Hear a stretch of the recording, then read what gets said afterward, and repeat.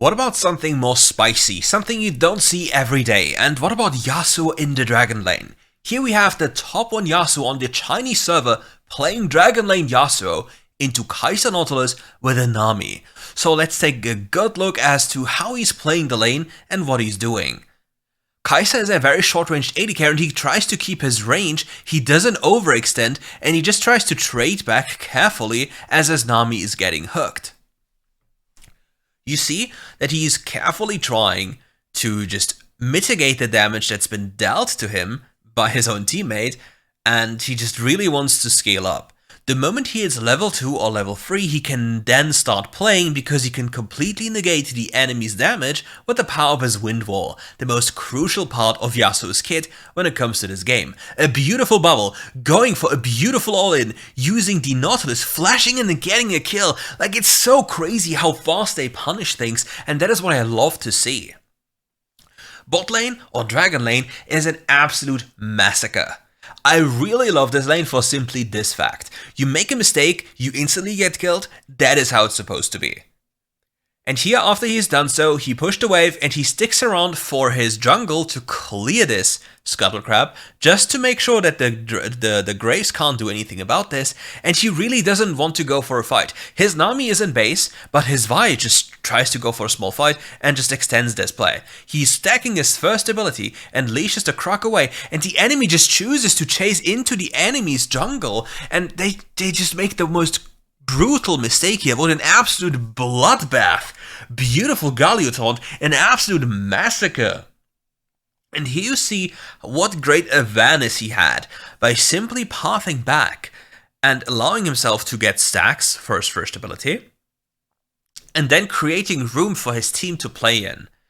The Croc camp was pulled out so the enemy can't steal it. He also enabled himself to get his first ability stacked, and then the Nami made a beautiful bubble into a beautiful turn into a beautiful 4v4 gigafight. This Yasuo is fed beyond any redemption. And the funny thing is, as a Grace player, you cannot play into Yasuo. This Wind Wall is just too cringe. And now you'll see a change in the pace of the game. He can now actively trade the moment the enemy Kaiser goes too close. Ideally, this wave will be held in front of the tower to create him some room. And then he can use this room as a Yasuo to hunt down the enemy. And here now he can go for a play onto the Kaiser, beautifully stacking his ability, and they have so many knockups they can utilize for his ultimate. Like, his entire plan was to just get level 5, stack up his first ability, and then reach the enemy backline. And there's not much they can do about this. What is Nautilus supposed to do? He can't. And he only has Xerxes Greaves and the Crit Glove. And he's already completely annihilating them. So when you see this and you just want to play some Yasuo in the Dragon lane, it is not a terrible pick. It is not awful. It just requires you to play well and to understand how your spikes work. Like, nowadays you always see tank Yasuos, and I'll be very much straightforward. I think my mother could play it. That might be very harsh to say, but hear me out. Like, if you just look up any Yasuo OTP on like Europe and A or wherever, and look at the other champions they play, you see that they all have negative win rate on all these champions, apart from Yasuo. And on Yasuo, what a beautiful bubble. Again, sorry, I just have to look at this now. Like, there's so many layered CC they can utilize and so much high range engage that they just can't deal with this. Like, how's the Kaiser supposed to avoid this? Like, there's too many things. Now back to shit talking. Like, tank Yasuo is so unbelievably sturdy that you can make 50 billion mistakes and you never get punished because of your Wind Wall, you have defensive boots, you have 50k HP, that it just breeds so many bad habits. But here we see what a very fast-paced Yasuo with damage items does. And again, the Nami just instantly ults the Kaiser walking up. Beautiful combo, completely denying them. They're completely farming them. That is one of the issues that Yasuo brings to the table when you face him. The moment you're just slightly ahead with the champion, you completely one-tap people. And now with the buffed Charge Blade, it is even worse. Like, you deal more damage early game. He avoids this. The Pike chose to not autocast his ultimate, so the Yasuo avoided this certain death through death from below, and therefore the enemy got less gold. Hey, we take the small W's. Now, back to the crime scene. The enemy got the dragon, we don't really care about this, and his team gets the herald. Not only this, for some reason, what is happening in the river? Like, why are they just dancing around there? Like, look. Like, let's just go back in time. Okay, let's just go back. Let's just look. Okay. So the Pike was mid. There's a massive wave walking down. There's a giga rotation happening. There's 15 people on the Scuttle Crab. There's an army in the river. And the enemy, like the Yasuo, is allowed to get 50 billion gold. While his team is also getting the herald. Not only this, we're also allowed to get a portion of the Krugs, and now we go back to a lane and we are completely left alone here with Playthings again. I don't know what the enemy bot lane was trying to do, but it was certainly not it. Again, the Nami completely denies the play. We placed on the wind wall, we chill. And now we're in a spot where we can't really do too much. And there's a little secret that you see. Oh, he tries to dash after, tries to go for nice damage, but he gets completely one-tapped. Like, Pike Champion is very cool. And if you have many CCs on the enemy team, like Nautilus has his first ability and his passive auto attack, the Pike has his first ability and his third ability, and all of these apply a stack from Kaiser, and if you have low HP, it will do more execute damage, and then you just get popped. And he's very squishy, as you see, because he has Circa Grease and Sorry Charge Blade. But as he leaves Fountain, you see how he's casting his first ability. Many of you are asking, why is he doing this? He's pre-stacking his Solari Charge Blade. This is something you can do when you know there's like downtime and you just want like 3 stacks of your Solari Charge Blade available. Like he'll just use the downtime he has to just stack it up to deal more damage to enemy champions. Like whenever a fight is happening, you'll obviously have more damage available if you start with 3 stacks. Because it really changes how fights can be played.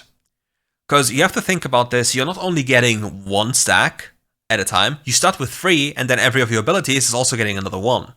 So you have so much extra damage in like an extended fight. And now the Nautilus really tries his best to get out of there, but they just have so much damage. And once he gets his second item, the Divine Sundra, you will see that he turns into a massive tank as well. And when it comes to this playstyle, like the enemy team doesn't really have any utility or peel for people, like they only have self-peel. And the moment a Nami wave comes in, it's all doomed. And the set walks up, goes forward, he has to flash away, he respects it, because he believes that the set will walk behind him and ult him away. But again, it's a complete brawl here, and they just keep the target in air, and there's just nothing they can do about it. It's like the moment you're touched by the Yasuo, you just can't move, and they have so much lockdown. Even the Vine Exodus, the Galio, like every single champion on his team has perfect setup. Like this is literally one of the dream teams a Yasuo like in the Dragon Lane can possibly ever have.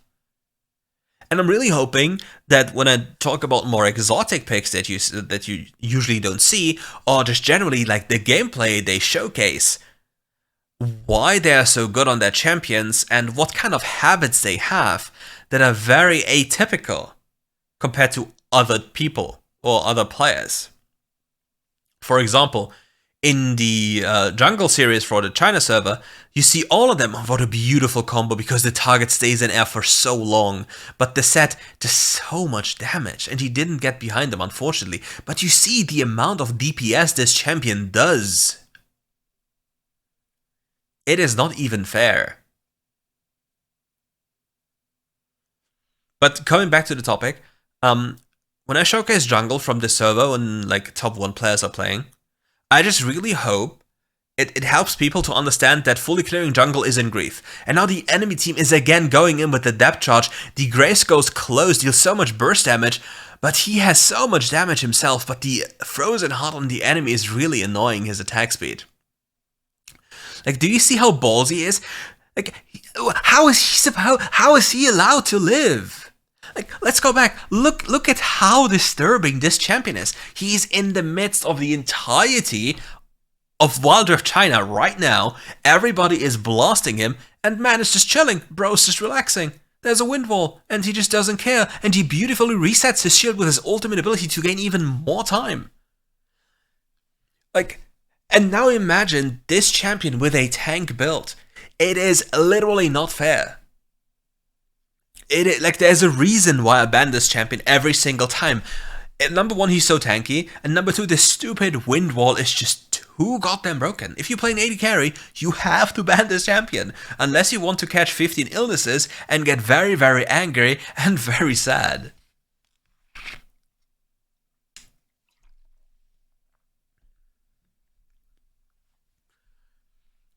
But you're about to see something really crazy later. Like, I've said this. His team is the perfect setup. And as a Yasuo, how clean is this, by the way? Like, he does the typical zigzag going through these minions. Number 1, number 2, number 3, number 4, goes to the pike, instantly knockups, waits for a second to lock him in the air and just completely 100s to 0 him. And this guy is a tank, by the way. And he nearly dies as well. And the Ornn just simply doesn't care. Like, the Ornn will just be a meat shield, and the Grace will never be able to do anything to this champion. Again, the Nautilus ult comes in, the wind shield, like, the wind will completely denies everything. Any other champion in this entire game dies there. I swear I'll turn into the number 1 Yasuo hater, because this is just not fair. Like, if you're good at Yasuo, and you know how to build, this champion is literally a cheat code for elo. It's like similar to Karma. It's like a complete cheat code. Even worse than Karma.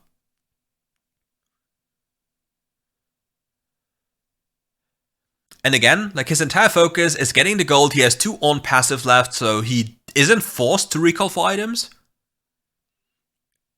And he'll maximize the time on the map. The set walks up. The damage is so high. This guy has 114 armor and nearly 3k HP. The entire enemy goon squad is coming around the corner again. But keep in mind, our Yasuo champion is safe as long as there's a wind wall. I'm the number 1 certified wind wall hater. Honestly, if you agree with me, tell me in the comments why you hate wind walls, and let me know what you would rather have on the Yasuo. The Ornn missed ult. That was a very close smite, making it very, very close. This could have been such a heavy flip. And if they lose this flip, this game would have been extended, and then they could maybe win. Not compositionally, but just due to the nature of WildRift. And he still has a shop left, like he just shopped. And the Yasuo is only getting stronger and stronger and stronger, because now he can just invest into tanky items. Like, he can get so much more tanky, making it borderline impossible for the enemy to do anything to him. He has a Bloodthirst in his inventory, which is what I did on my gameplay last time. On Yone, I just went for Solari into BT.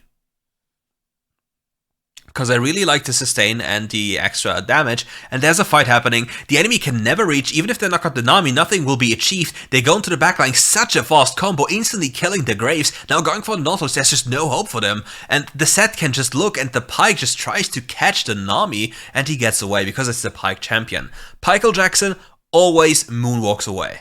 There's just nothing they can do. Unless you one-tap him in the air.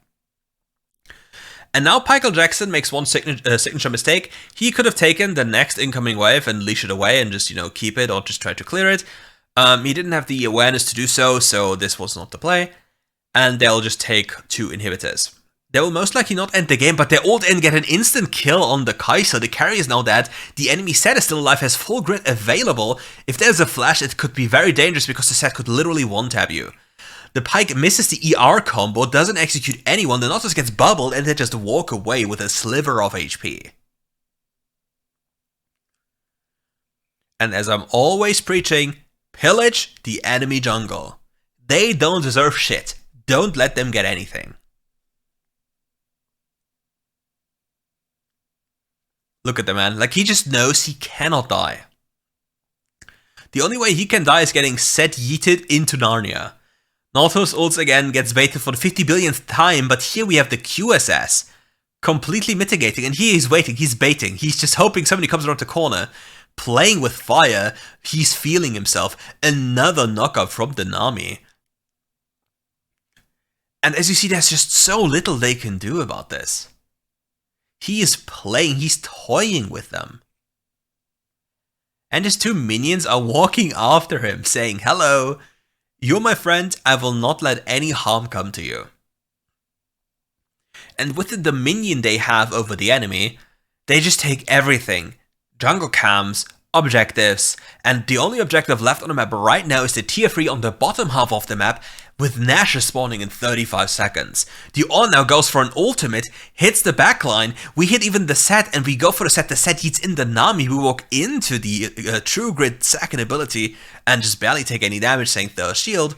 But the main threat on the enemy team is now dead, because it's the person that can lock us down next to Nautilus, and then our Windwall just keeps us safe, but we even make it more dangerous by tanking the Nexus for 15k HP. And if we were a slightly bit lower, we just instantly died to Michael Jackson here, and with that the game is extended again. But with us dying now, even without Michael Jackson, at a very crucial moment, it could even spell Baron for the enemy team. So if you look at this, obviously you're having fun on this Yasuo pick, right? But he did something. Oh, this is rough. This might actually be like a Baron now. Like there's so many things happening, and even the free inhibit is down. It's something. If they get Baron, it's always like a really bad feeling in the stomach, because they have free waves, like free lanes running into them, giving them gold, and unless we can make sure that we can just waltz in there and take it away, it's so risky. He also bought teleport with a 2-second cooldown left. He will probably teleport onto the Ornn. He wants to force a fight now, but yeah, the fight is already over. Yeah. Now the enemy gets roughly 1 minute of farming time until Elder spawns. And with the Baron minions, it's very difficult to get anything done. Like, somebody needs to be caught, somebody needs to make a mistake, and they just collapse into the mistake. Given the fact that they have Nami, that they have Ornn, and Vi, it should be possible. It should not even be too hard. But every single second that nothing is happening, something bad could happen, because you know the nature of solo queue. Sometimes you just eagle a little bit too much. As you see, you just walk too close, you're just feeling yourself a little bit too much, and you just lose your flash. Now without flash, you cannot reliably use your Keyblade onto them through minions or champions, and the next fight will be a little bit harder to play, because if the enemy set has flash, he E-flashes into you and then yeets you back into the team and one-taps you. So yeah, now he's feeling it. He's like, okay, I have to be a little bit more careful. I can't just go in like a maniac like before, and he even goes for more damage. Oh no, he has GA. I was for a second, he went for IE. That would have been crazy. Now he at least has the security that he comes back with a little bit of HP.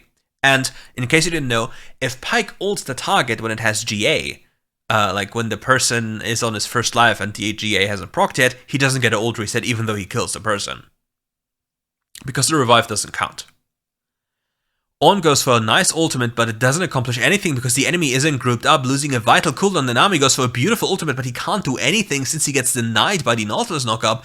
The fight completely gets out of control, and it's so scary. But in the enemy base, currently there's a Galio running it down, and all he has to do is just stall for time. The Galio has had enough, and the GA is even making time, 46 HP, and the game ends. Okay, seriously. Like, he felt himself way too much during this gameplay, but can you blame him? Yasuo is so fun.